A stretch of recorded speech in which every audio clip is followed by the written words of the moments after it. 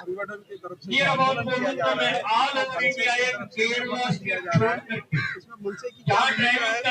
यहाँ पर ये भी कहा जा रहा है कि मनसे स्टाइल में आंदोलन करने की नौबत आएगी, तो आप किस तरह से देखते हो? कैसा है कि ये हमारी तरफ से हमारे संजय भाई अध्यक्ष है और वो यहाँ के यानी उनके नेतृत्व में हम लोग सब लोग चल रहे हैं और वो शिष्टमंडल में हमारे संजय भाई है। और कैसा है कि आज सब संगठन मिलकर यहाँ पे ये आंदोलन में पूरी तरीके से उतरी है। और रहा कैसा है कि आज तक अभी तक मैंने भी अभी जो स्टेज पे भाषण किया संजय भाई मैं मेरी पूरी भातुक से नामन से की, हम लोग ने बड़े बड़े आंदोलन किया और सक्सेस हुए। और रहा मैंने इसके ऊपर एक बात बोलना चाहता हूं कि आज हम लोग 4 साल से ई चालान के ऊपर मुख्यमंत्री देवेंद्र फडणवीस से साहब से टाइमिंग मांग रहे हैं, मगर वो टाइमिंग इसके ऊपर देने के लिए तैयार नहीं है, क्योंकि ये ई चालान से बहुत बड़ा उनको रेवेन्यू मिल रहा है। रही बात, ठीक है, अगर वो उनके जिद पे अड़े कि भाई ठीक है मेरे को इस बारे में कोई बात नहीं करना है, टाइम नहीं देना है, वो उनका काम करेंगे। और रहा आगे जैसा भी, क्योंकि क्या ये मनसे का आंदोलन नहीं है, ये सब संगठन का मिलके है।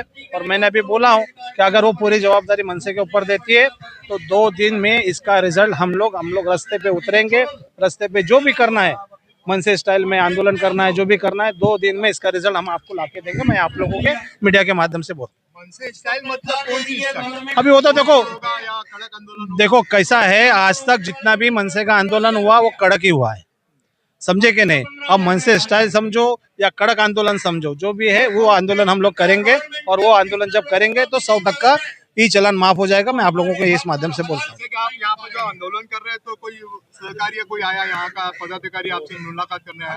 नहीं, अभी सरकार की तरफ से हमारे मुराद नाइक जो है वो और 2-3 जन और है, वो सरकार से उनकी बातचीत चल रही है। कुछ अभी एक लेटर आने वाला है, या लेटर दिया है कि भाई परिवहन मंत्री ने कि भाई आप ये आंदोलन पीछे ले लो, इसके ऊपर चर्चा करेंगे।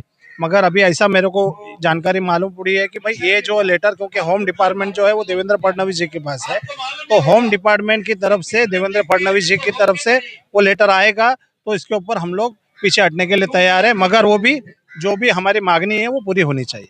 ये आंदोलन कितने दिन तक चल रहा है? ये तो अभी 5 बजे तक देखते हैं सरकार किस तरीके से हलचल करती है, और इसके ऊपर हम लोग हमारे संजय भाई कोर कमेटी में है, जो भी निर्णय रहेगा 5 बजे के बाद होगा। जो मांगे हैं वो लिखित आपने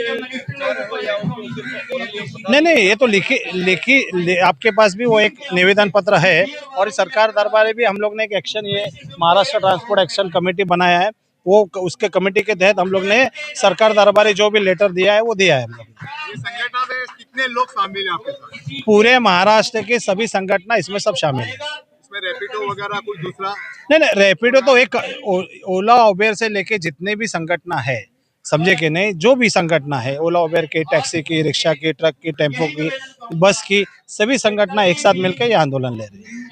अगर ये आंदोलन किया जाए तो इसके आगे आप क्या आंदोलन इस 5 बजे उसका हम लोग एक बैठेंगे, हमारे संजय भाई अध्यक्ष है, वो बैठ के और कोर कमेटी के साथ में बैठ के आगे की रणनीति करेंगे। संजय सर, क्या लगता है यह आंदोलन अगर 5 बजे तक कोई रिजल्ट नहीं आता है महाराष्ट्र सरकार से या कोई पदाधिकारी नहीं आता है, तो इसके आगे आप कितना तीव्र आंदोलन करोगे?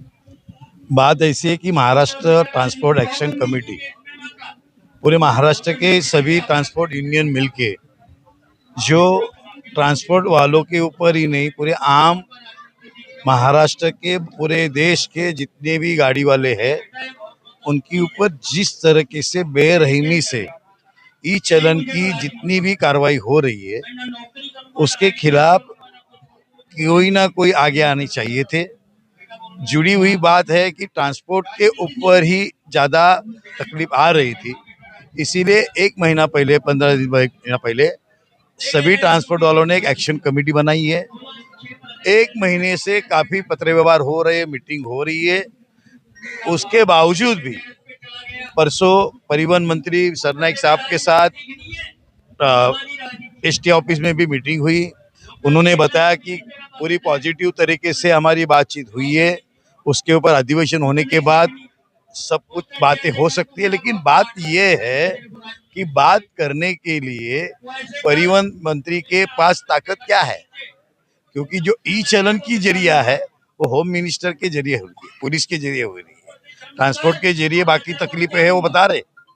अगर गृह मंत्री मुख्यमंत्री देवेंद्र फडणवीस साहब अगर कुछ लिखित में दे सकते हैं तो ही आंदोलन ये आगे हो सकता है या कैंसिल हो सकता है। जैसे कि आंदोलन लिख के लिखित में दिया जाएगा तो ही आंदोलन पीछे लोगे, नहीं तो ये आंदोलन चलता रहेगा।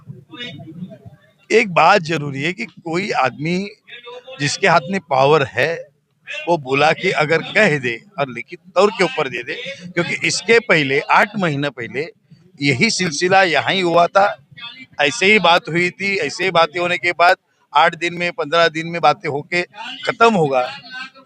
आज 8 महीना होने के बाद भी उसका डिसीजन अगर नहीं हो रहा है तो मेरे ख्याल से एक लोकशाही है, संविधान है, आम जनता पहले अपनी गुजारिश करेगी, लेटर देगी, पर्चा देगी और उसके बाद अगर नहीं होती है तो मैं तो महाराष्ट्र अनुमान सेना का एक कार्यकर्ता हूँ, पदाधिकारी हूँ, मैं नाक तक पानी तक जाने तक मैं सहन करूंगा।